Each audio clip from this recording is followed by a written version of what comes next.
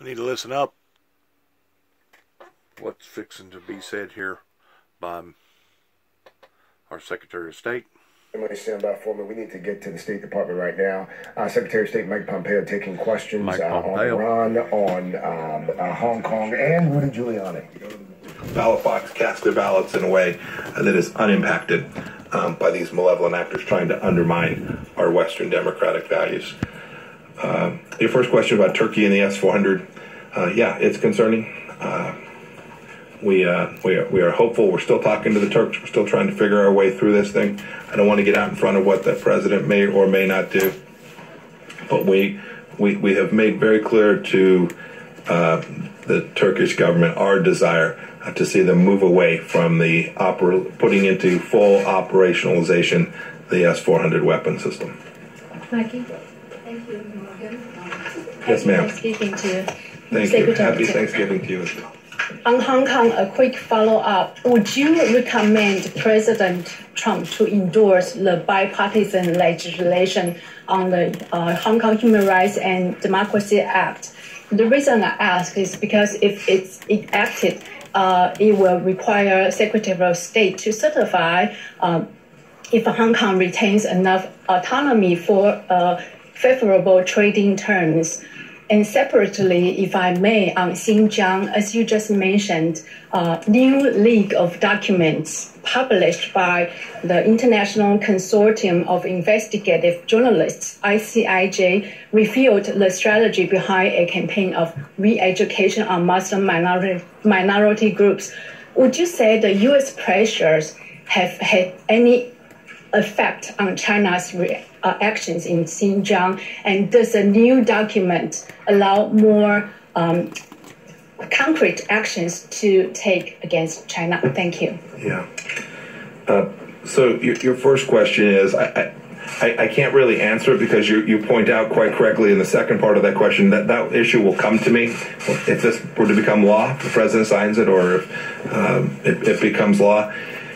That will come to me. I'll have to make this determination. I don't want to prejudge that. I want to make sure that the process here can be run in a fair, neutral way, and no one thinks that the Secretary of State got out in front of the analysis that will be tasked annually to do under that statute to evaluate whether the requirements there can be certified to.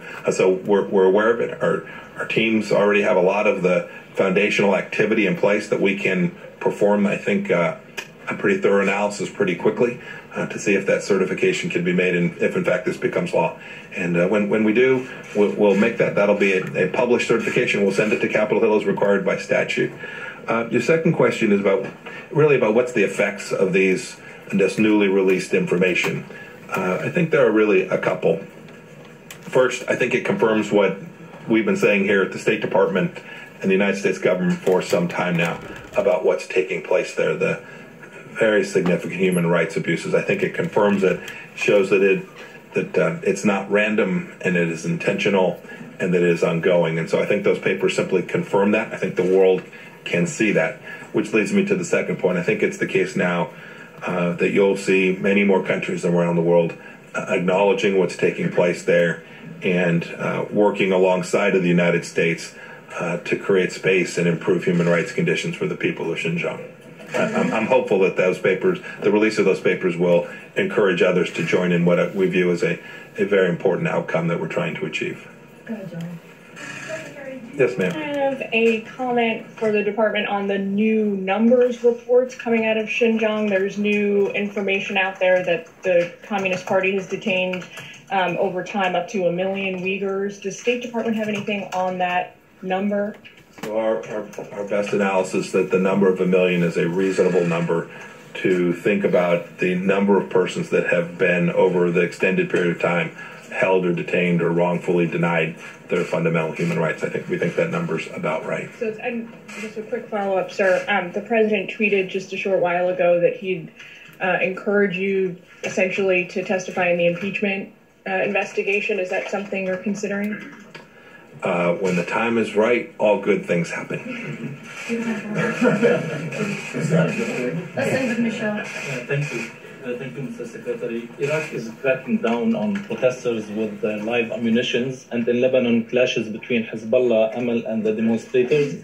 What steps are you considering to help peaceful demonstrations in both countries? And on Lebanon, any updates on the military aids to the Lebanese army?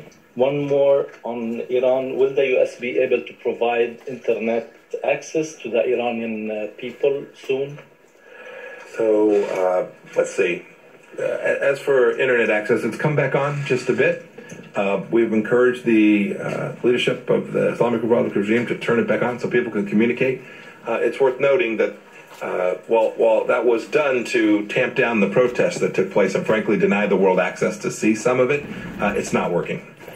Indeed, it's working at cross purposes. I talked about the 20,000 messages we've received, which we believe all came from inside the Islamic Republic of Iran. We expect we'll get thousands and thousands more over the coming days as well. So there is the capacity for Iranians to communicate outside of the country. The second piece is, it shouldn't surprise anyone that when you turn your internet off, the little bit of commercial activity that is already taking place inside of Iran is diminished. Lots of commerce all around the world takes place through electronic communications, and the inability to speak there will further decrease the Iranian economy, which will further deny them to have the resources to conduct terror campaigns around the world. The first question was about Iraq. And Lebanon. Yeah, I don't have anything to say on the Lebanon funding issue today.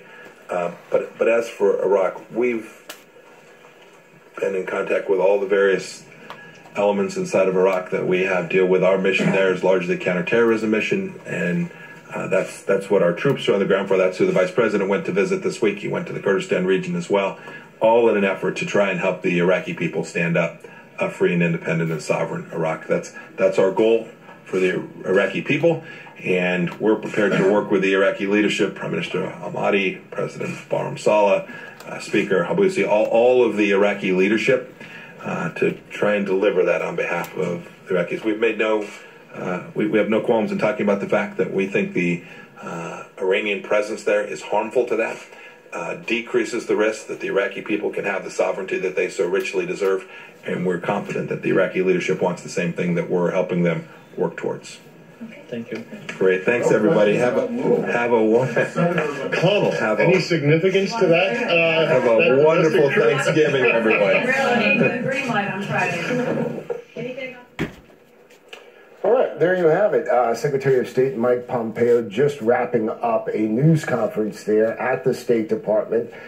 Before we got to him there, apparently Secretary Pompeo did say at one point, quote, "We had a very clear policy with respect to Ukraine, and we executed it successfully."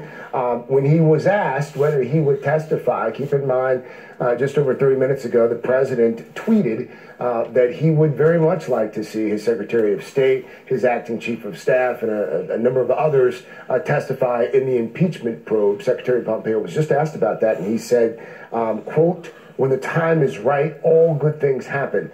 Not exactly sure what that means, but that is exactly what we just heard from Secretary of State. Let me bring in Gabby Orr now, Politico White House reporter. Matt McClarty served as White House Chief of Staff for President Bill Clinton. Gabby, let me start with you, and we'll talk about the president's rally in just a moment.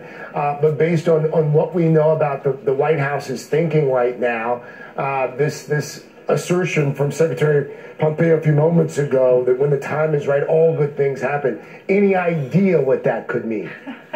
Yeah, it was somewhat cryptic, Craig. It's difficult to decipher what exactly the secretary meant there. But the president, with his tweets this morning, is clearly trying to have his cake and eat it too. You know, on the one hand, the White House counsel's office, of course, sent that lengthy letter to House investigators earlier this fall, explicitly stating that they view the impeachment inquiry as an illegitimate investigation. And now the president is coming out and saying, well, wait, I want members of my administration to be able to testify and to hand over documents because I think that it could help my defense. And so now the White House counsel's office expects them to grapple with figuring out a way if they can reconcile both of those things. The president wanting members of his administration to be out there defending him in front of the cameras, but also withholding information that might be damaging for him ultimately as a part of this impeachment probe. Secretary of State Pompeo was also just asked about his dealings with the president's TV lawyer, Rudy Giuliani. Here's part of what the secretary said about that. Take a listen. I haven't much to say with respect to the Ukraine investigation. Other than this, we've continued to comply with all the legal requirements. You saw we released documents, I guess it was last week now. We'll continue to do that as required by law and as appropriate, so that appropriate oversight can be conducted.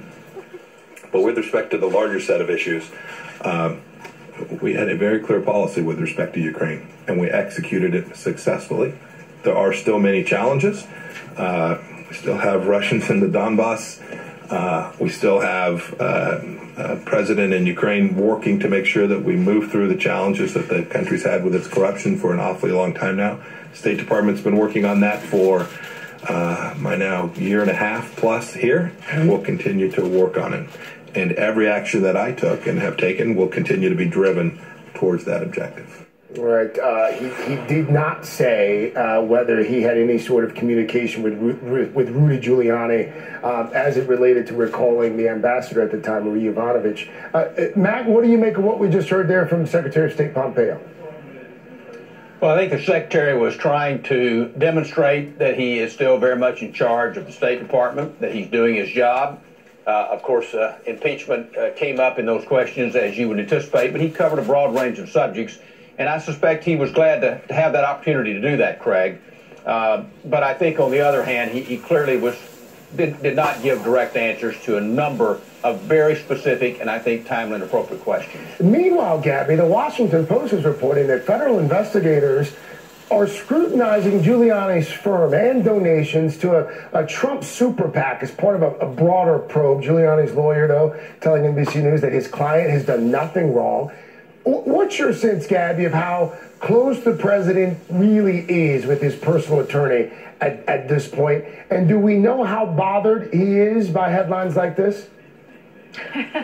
Look, the president went on Fox News earlier this week, and he defended Giuliani every chance that he could get. So there is no daylight between the two of them, and it's important because a lot of people in this White House and in the State Department across the Trump administration believe that President Trump should distance himself from Giuliani, that he is a dangerous figure to be associated with, that he is now entangled in multiple criminal investigations, and potentially others will come about. And so the more that the president grows closer to him, the more that the president interacts with him on a daily basis, which I'm told by White House sources still happens regularly, that's increasingly putting the president in a precarious position. So I do think that there's an internal pressure to get the president to back away from his relationship with Giuliani, but so far we've seen no evidence that President Trump is willing to do that. Meanwhile, Mac, the White House has also been dealing with this fallout from the firing of Navy Secretary Richard Spencer. He had been engaged in this back and forth with the president over his decision to intervene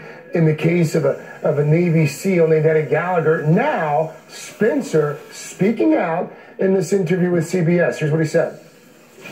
What were the ramifications of intervening in that review process? What message does that send to the troops? Well, what message does it send? That you can get away with things. We have to have good order and discipline. It's the backbone of what we do. Well, what do I stand for as Secretary of the Navy? Good order and discipline of the United States Navy. That's a prime tenet. This, in fact, erodes that. Matt, how surprised were you to see and hear the former secretary there speaking out against the administration and the president's actions? I don't know Secretary Spencer, but I frankly was not surprised. I think you can tell not only by his words, but just his tone and demeanor there, Craig. He spoke from the heart and believed what he was saying very strongly, very sincerely, and really spoke, in my mind, as a patriot in doing that. President Trump, I think, has a great respect for our troops. We all owe them a debt of gratitude. There's no question about that. But people that I really respect feel that this action does undercut the chain of command, the order, and in some ways just is not respectful for the troops in how it was implemented. And it really goes to the rule of law. We've got to have that kind of order and discipline, certainly in our military. We'll leave it there. Mac McClarty, Mac, thank you. Happy Thanksgiving. Gabby Orr, happy Thanksgiving to you as well. President Trump has a new job for his son-in-law and senior advisor, Jared Kushner, building that wall. We have a new report from the border to show where things stand on the wall. One of the president's biggest campaign promises.